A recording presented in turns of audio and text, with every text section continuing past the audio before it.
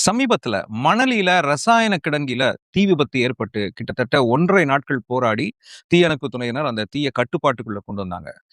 இந்த ரசாயன கிடங்கி போல வட சென்னையில பல ரசாயன கிடங்கிகள், ரசாயன தொழிற்சாலைகள், பெட்ரோலியம், மின் உற்பத்தின்னு எக்கச்சக்கமான தொழிற்சாலைகள் இருக்கு. வடக்கு வாழுது, தெற்கு தேயுதுன்னு சொல்லுவாங்க. ஆனால் வட சென்னை வாழல, வாடுது.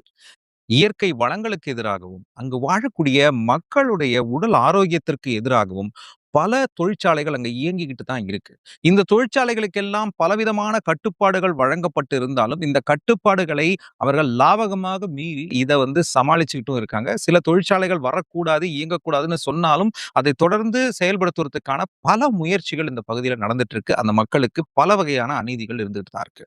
வடசென்னை கடலோர பகுதியை பொறுத்தவரைக்கும், கொசத்தலை ஆற்று பகுதியை பொறுத்தவரைக்கும், மீனவ மக்கள் மட்டுமல்லாம, பட்டியலின சமூகத்து மக்களும், மீனவ தொழில் சார்ந்த பல சிறு தொழில் சார்ந்த பெண்களும் இங்கு உழைக்கும் மக்களாக இருந்து கொண்டிருக்கிறார்கள். இவர்களுடைய வாழ்வியலுக்கான மதிப்பீடுகள் இங்கு ஒரு மிகப்பெரிய கேள்வியாகவே இருக்கிறது.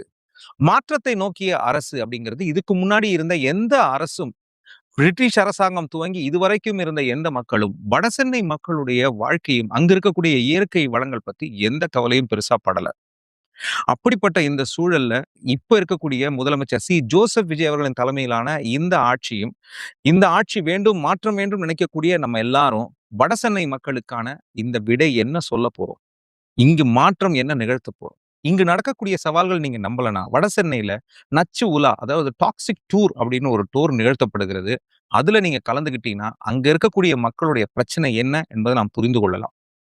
இந்த நச்சு உலா அனுபவத்தை முதல்வர் அவர்களும், அமைச்சர் பெருமக்களும், எம்.எல்.ஏக்களும் அவர்கள் மட்டுமல்லாமல், நம்ம தாவேக்கா ஆட்சி தொடர்ந்து நடக்கணும். மக்களுக்கு மாற்றம் நடக்கணும். குறிப்பா வடசென்னை மக்களுக்கு மாற்றம் நடக்கணும்னு எதிர்பார்க்கிற மக்கள் இதில் பங்கேற்று இந்த அனுபவத்தை பெற்றால் உண்மை புலப்படும், மாற்றம் நிகழும்.